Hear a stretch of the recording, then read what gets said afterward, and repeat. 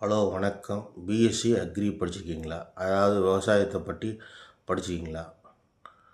நீங்கள் வேலை இல்லாமல் சும்மா இருக்கீங்களா? 3 வருஷமா 2 வருஷமா உங்களுக்கு ஐடியா நான் தரேன். வெண்ணிலா விதைன்னு செடி, ஐஸ்கிரீம் செடி இருக்குல்ல, அந்த விதையை வச்சு செடியை வளர்த்துங்க. சரியா? அதாவது கிரவுண்ட் இருந்தால் வளர்த்துங்க. சரியா?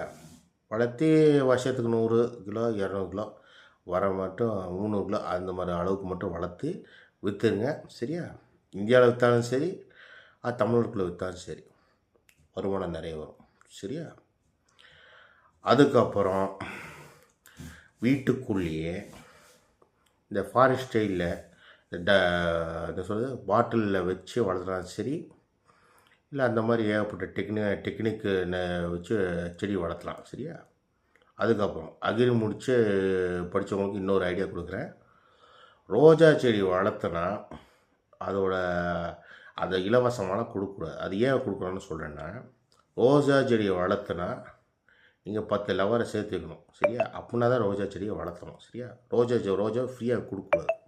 அதனால் ரோஜா செடியை வளர்த்துனா ஒரு ரோஸை விற்கணுன்னு இருந்தால் 70 ரூபா 80 ரூபாய்க்கு விற்றுருங்க. சரியா? சும்மா மட்டும் கொடுக்காதீங்க. சரியா? அது ஏகப்பட்ட பிரச்சனை வரும். ரோஜா செடி வளர்த்துனா 80 ரூபா 70 ரூபா விற்றுருங்க. 100 ரூபாய்க்கு கூட வைக்கலாம் சீசனில். சரியா? லவ்வர்ஸை சேர்த்து வைக்கிறா இருந்தால் மட்டும் தான் ரோஜா செடியை வளர்த்தணும். சும்மா வளர்த்து இனமாக ரோஸை கொடுக்கக்கூடாது.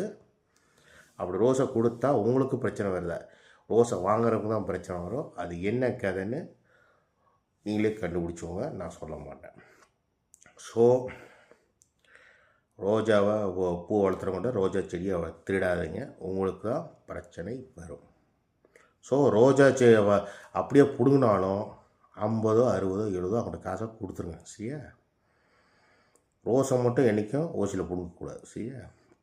அது ஆக்சுவலாக லவ்வர்ஸ்க்கோசரம் வளர்த்துறது. சரியா? தேங்க்யூ. அதுக்கப்புறம் விவசாயம் பண்ணுறதுக்கு சொன்னேன்ல, அதுக்கப்புறம் சாக்லேட் விதையை எடுத்து அதையும் வச்சு வளர்த்துங்க. சரியா? சாக்லேட் செடி. தேங்க்யூ. God.